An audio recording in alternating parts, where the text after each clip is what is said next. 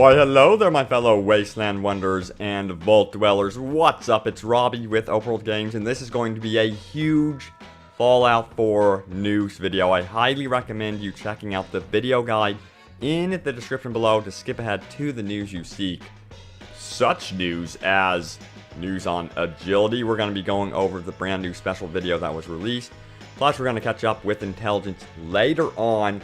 But we're also going to be going over brand new official news from Pete Hines about power armor. He had some interesting things to say out on Twitter about power armor. We're definitely not going to neglect that. Plus, we have a really cool fan-made map about Fallout 4. This is where we're going to get into some speculation, but it is pretty darn cool, especially if Fallout 4's world of Boston goes after that 100% accuracy. So guys, let's dive straight into it.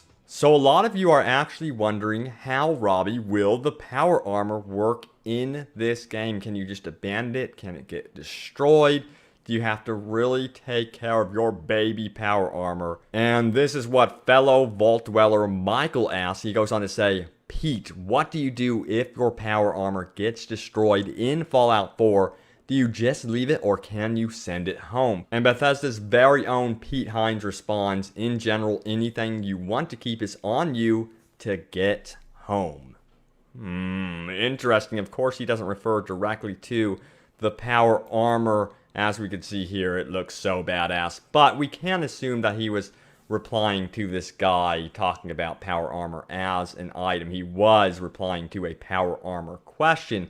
So it does seem you're going to have to take good care of your power armor by taking it home yourself. And you notice that home was in quotation marks. Remember, you could have several different homes in this game. Of course, yes, you can build many different settlements and connect them all with trade caravans and that sort of thing. So this is my assumption. This part is speculation, so you have been warned. Remember previously I mentioned the comparison to Wagon Trail with how the settlements could actually work. It might be that you may want to build up your settlements to really store your power armor, make sure that they're charged up with these power cores, and collect power cores at your settlement, and then go from settlement to settlement as you do side missions and other activities. That makes a lot of sense to me. It would make the world feel extremely grounded, very, very realistic. That's what I'm hoping for. That would be really cool. But it begs the question, if you do happen to run out of energy for your power armor, perhaps it gets more, far too damaged, will raiders steal your power armor? Will they take that from you? Could it be completely destroyed? And of course, I would assume that you can collect other types of power armors. Could your garage be full of different types of power armors eventually? That would be pretty cool. But that part was speculation. But yes, it appears that you, from his comments, as we could see here again, that you will have to get them home yourself, your items and your power armor.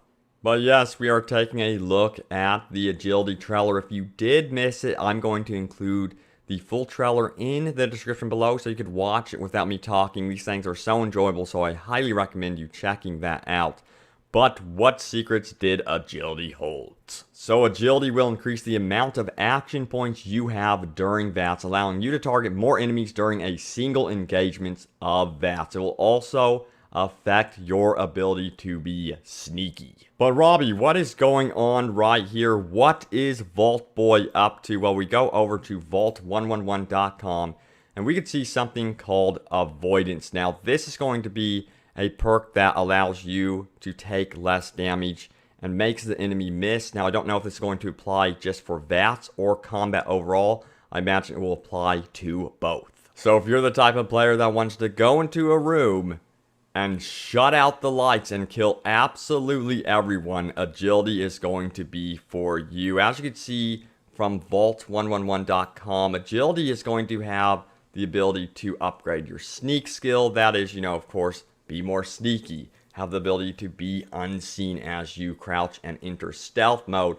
But that's not all. You can also upgrade Ninja. Now, what is Ninja? Well, very good question, because Ninja increases critical attacks when attacking with melee and unarmed. He done did it. So as you can see here, they show a bunch of other perks underneath the agility skill tree. Sorry, I'm laughing because they're so freaking hilarious looking.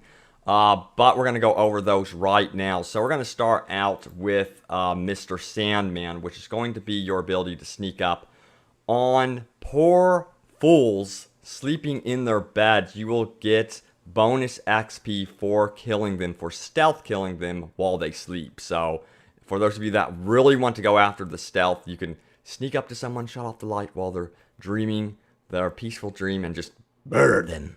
But Robbie, what is this perk right here? The Gunslinger perk. Well, good question. Once again, the Gunslinger perk will affect your one-handed weapons and their chance of hitting in VATS mode. But there's so much more. You have Commando, Action Boy, Avoidance, which we went over, Ninja, Rapid Reload, that's pretty much self-explanatory, Escape, and Gun Fu. Now, the two I really want to focus on are Gun Fu and then Commando. Really quick, Action Boy is going to increase your action points in VATS, how much you have overall. So you can hit more enemies during one engagement of VATS. But what in the world is Commando? So Commando is going to affect your accuracy in VATS mode. Now, if you combine this with all the other perks, you can increase your damage, your total action points. As you can see, agility is really about VATS mode.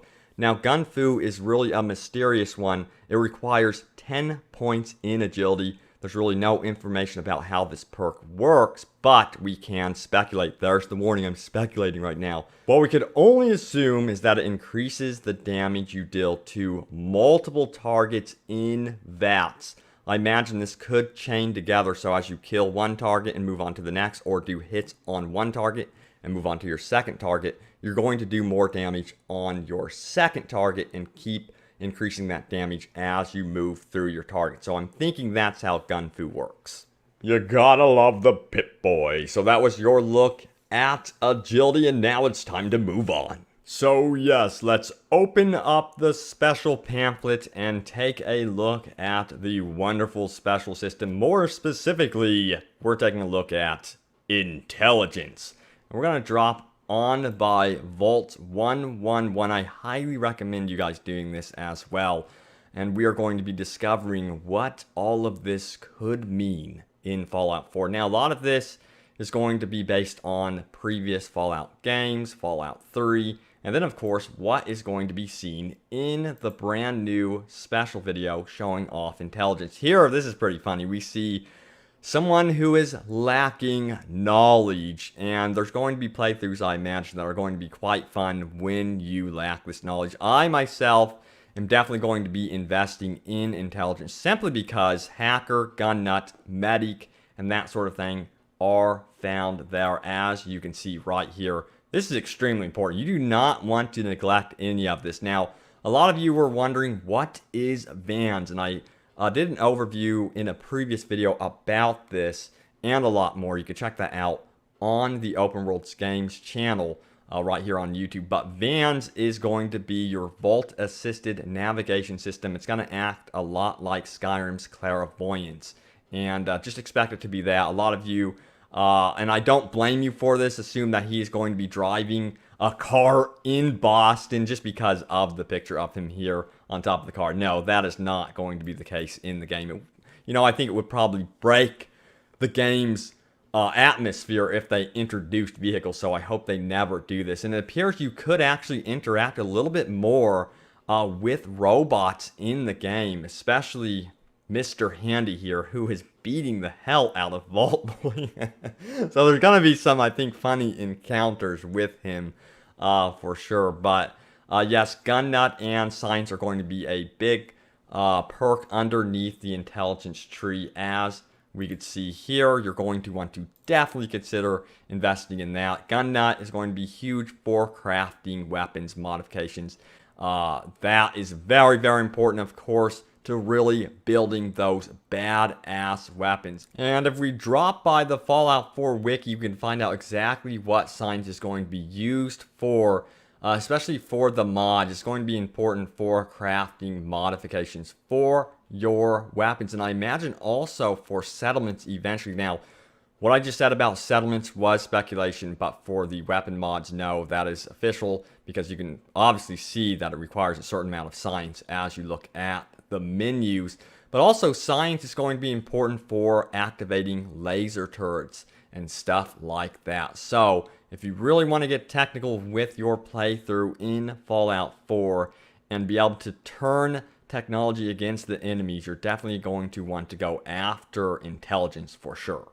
Now also there is the Nerd Rage perk, as we see here. It's going to require quite the investment in intelligence, because you're going to have to drop 10 skill points in this tree here to gain access to it.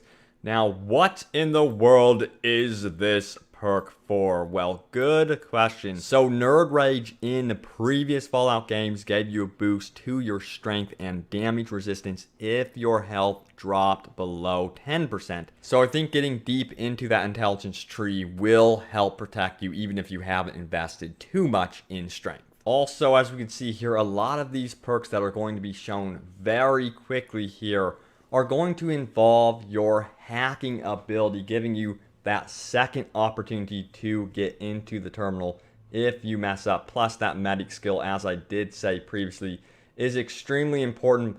And don't forget about chemist.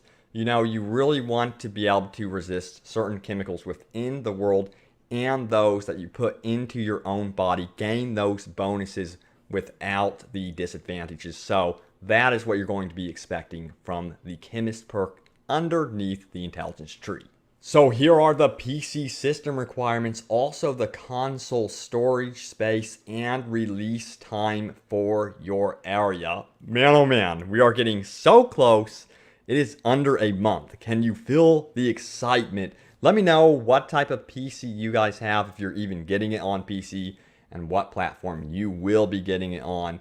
I'm excited for the modding for PC. Of course, all platforms will support modding eventually. But you know, I think PC will be getting those mods first. That's what I would expect at least. And if you're like me, you are extremely curious about the map of Fallout 4. And this is the part that I warn you about speculation. This is a speculation map. That's what I'm going to call it, the speculation map. This was made by Vault111.com. I'll include a link to this map in the description below. But they have marked all of the known locations that we have seen in the trailer to what it could be like exploring the actual lands of Boston. We've got the garage. We've got the Institute, which is going to be acting like MIT. And then also Diamond City, which we did see in the trailers. This is most likely going to also be where Fenway Park is going to be. Now the question is, can you play actual baseball there? I'm actually extremely curious about this. I would not be surprised if this actually did happen in the game.